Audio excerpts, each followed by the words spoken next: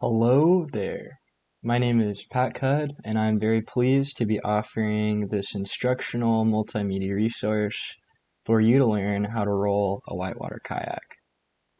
I believe the roll is a prerequisite skill to taking on any whitewater rivers, as you may find yourself upside down, and righting yourself as quickly as possible is a great way to mitigate any risk of hitting your head or other safety concerns. So, how do you do it? Well, we like to break it down essentially into three phases or positions. So starting with position one, we think of this as our home base. I'm going to place my paddle parallel and very close to the boat on my left side.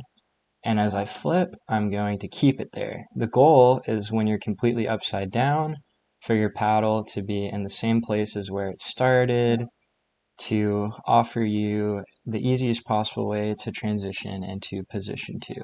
So, what is next? Well, position two, I like to think of it as teeing up, with the T representing a 90-degree angle, an angle of strength.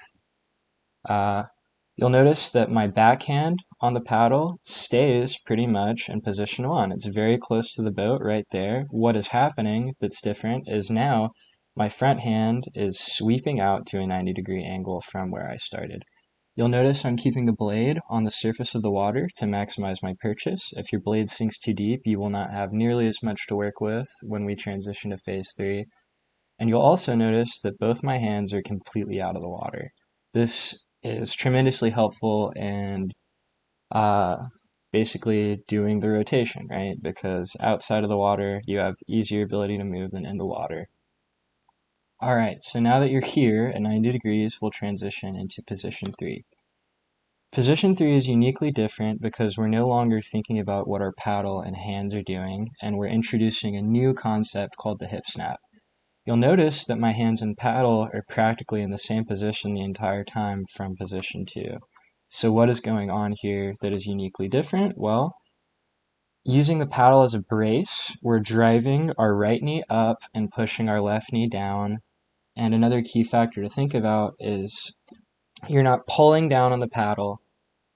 Furthermore, our head is staying in the water for as long as possible because when it's in the water, it weighs less and gravity doesn't have a chance to push it back down, right? If you try jerking your head up because you're scared, gravity is going to push that head right back down and you're going to probably find yourself back upside down, which is no problem because you can just go back to home base, start over.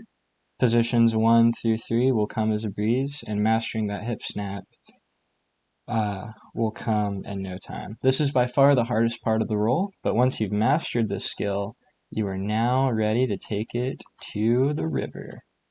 Here I am. This is POV GoPro footage on the Green River Narrows. This is a rapid called Hammer Factor, Class 5. Here I flip, and before you know it, I'm right back up where I started because I put in the time on flat water and mastered my roll, and you can too.